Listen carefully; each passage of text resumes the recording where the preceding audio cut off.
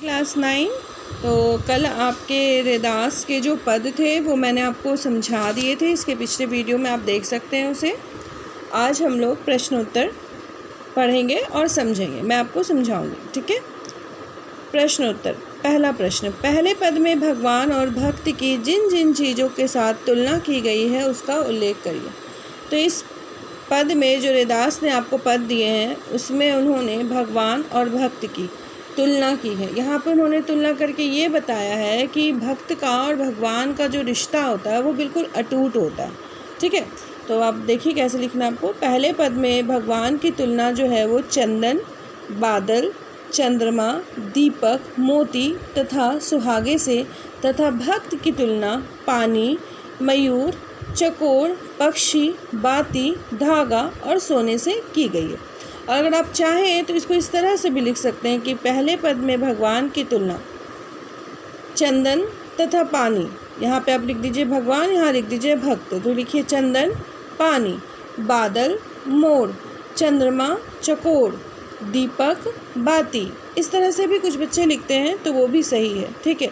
तो ये जो तुलना की गई है जैसे चंदन और पानी, तो चंदन के बिना पानी या पानी के बिना चंदन दोनों अधूरा है, दोनों को एक दूसरे के साथ की ज़रूरत है। चंदन को घिसने के लिए हमें किसकी आवश्यकता होती है? पानी की। बादल, बादल जब गरजते हैं तब मोर नाचता है और बादल भी यह देखकर खुश होते हैं कि उसके गरजने से मोर नाचता है। चंद्रमा और चकोर, चकोर चंद्रमा को बड़े प्रसन्न चित्त से देखता है और चंद्रमा को भी यह बात जो है चकोर का देखना बड़ा अच्छा लगता है। दीपक और बाती, दीपक तभी जलता है जब उसमें बाती होती है, बिना बाती के दीपक नहीं जल सकता। मोती, धागा, धागा के बिना मोती पिरोकर हम माला नहीं बना सकते। सोना, सुहागा, सुहागे के बिना सोने को साफ यानी कि स्वच्छ शुद्ध हम नहीं कर सकते। तो यहाँ पे अब आपको समझ में आ गया होगा कि भगवान और भक्त का जो एक संबंध है वो इन चीज़ों की तरह है जो कभी टूट नहीं सकता। अब आते हैं अगले प्रश्न पे। पहले पद की प्रत्येक पंक्ति के अंत में तुकांत शब्दों के प्रयोग से नाक सौंदर्य आ गया है, जैसे पानी, समानी आदि। इस पद में से अंत्य तुकांत शब्द छाट कर आपको लिखना है। तो पद में तुकांत शब्द आपको मिलेंगे, जैसे कि राइमिंग वर्ड्स आप समझते होंगे ना, तो उन शब्दों को आपको अलग करके लिखना है। तो अन्य तुकांत शब्द इस प्रकार, इसे राइमिंग वर्ड्स बोलते हैं इंग्लिश में, आपको पता होगा, आपने छोटे में पढ़ा होगा। मीरा, चकोरा, बाती, राती, धागा, सुहागा, दासा, रिदासा। तो जो आखिरी के जो वर्ण होते हैं वो बिल्कुल एज यूजुअल सेम होते हैं, तो ये तुकांत शब्द बन जाते हैं। तो आप पद से छाट कर इन शब्दों को लिख लीजिएगा।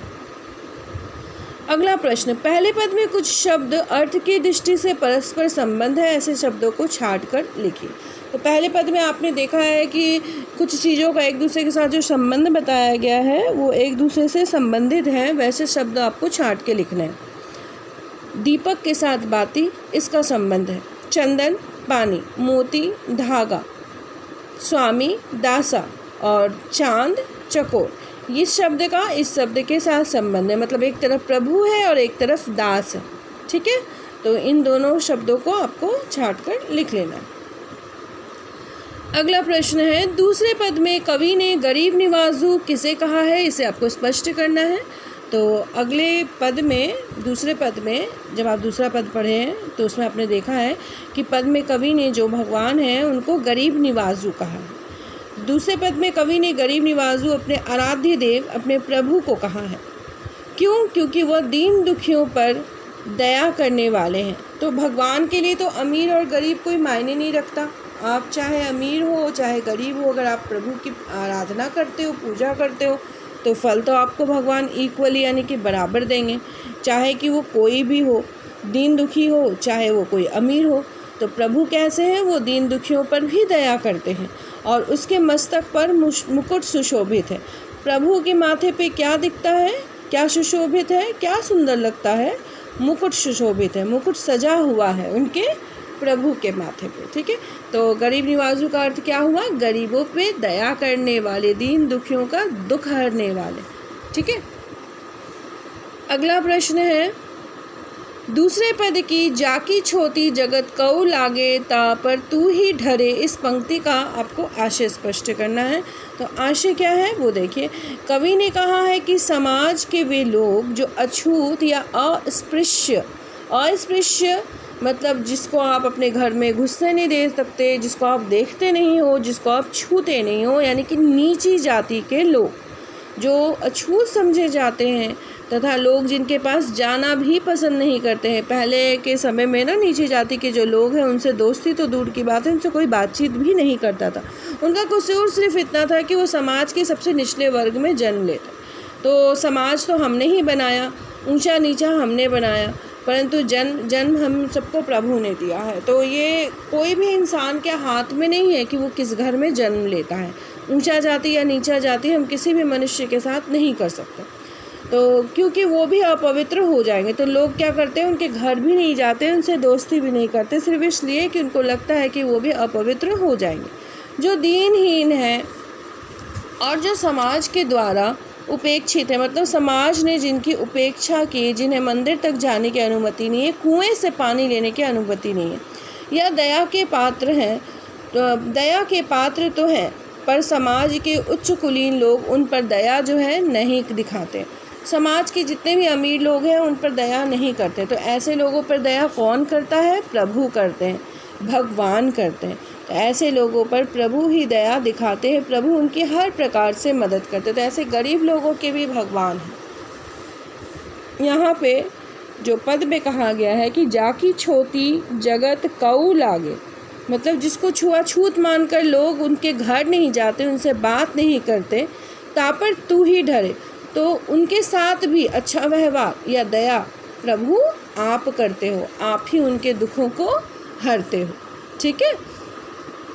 अगला प्रश्न है, रैदास ने अपने स्वामी को किन किन नामों से पुकारा है? तो नाम जो पुकारे गए हैं उन नामों को आपको बताना है। रैदास ने अपने स्वामी को लाल कहा है, गुसैया यानी कि स्वामी कहा है, गोविंदू कहा है, हरि जी कहा है। इन सभी नामों से उन्होंने अपने प्रभु को पुकारा। और गरीब निवाजू भी कहा है, वो भी लिख सकते हैं आप। तो चार यहाँ पे दिए हुए, चारों मैंने आपको बता दिया। आप चाहे तो इसमें गरीब निवाजू भी शामिल कर सकते हैं। अगला प्रश्न, निम्नलिखित शब्दों के प्रचलित रूप लिखिए। तो देखिए ये जो रूप है ना इन शब्दों का, ये पहले की हिंदी की वर्तनी में प्रयोग किए जाते थे, परंतु अब इस रूप को हम प्रयोग नहीं करते हैं। अब हम इसका प्रचलित रूप प्रयोग करते हैं, जिसमें हिंदी वर्तनी में हम इसे लिखते हैं। जैसे मोरा को हम मोर या मयूर लिखते हैं, चंद चांद या चंद्रमा, बड़े यानी कि जलती है, छोटी यानी कि छूत होना, राती रात्रि या रात, तू ही तुम ही। इसके बाद फिर आ जाइए, बाती बत्ती, ज्योति ज्योति, छत्रु छत्र, गुसैया गुसाई गोसाई, स्वामी या भगवान को कहते हैं, धरे धारण करता है। तो जो हमारी भाषा है हिंदी साहित्य में, वो देखिए शुरुआत में संस्कृत से आई है। संस्कृत से आई है पाली, पाली से प्राकृत, प्राकृत से अपभ्रंश और अपभ्रंश से अब ये आधुनिक हिंदी में इस प्रकार से हम इन शब्दों को लिखते हैं। तो हिंदी भाषा जो प्राचीन भाषा से आ गई है, तो उन भाषा में कई सारे शब्दों में फेरबदल हो गया। ठीक है, तो ये प्रश्न उत्तर हो गए आपके शुरुआत के। अब इसके बाद दिया है निम्नलिखित पंक्तियों का भाव स्पष्ट करें। तो इनके भाव आपको स्पष्ट करने हैं, 4-5 ही भाव दिए गए हैं, तो वो मैं आपको अगले वीडियो में पोस्ट करती हूँ। और साथ ही साथ इस पूरे काव्य का, पूरे पद का एक सबसे इम्पॉर्टेंट प्रश्न जो बार बार पूछा जाता है, वो भी मैं कल आपको समझाऊंगी। केंद्रीय भाव, किसी भी काव्य का केंद्रीय भाव लिखना बहुत आवश्यक होता है। ठीक है।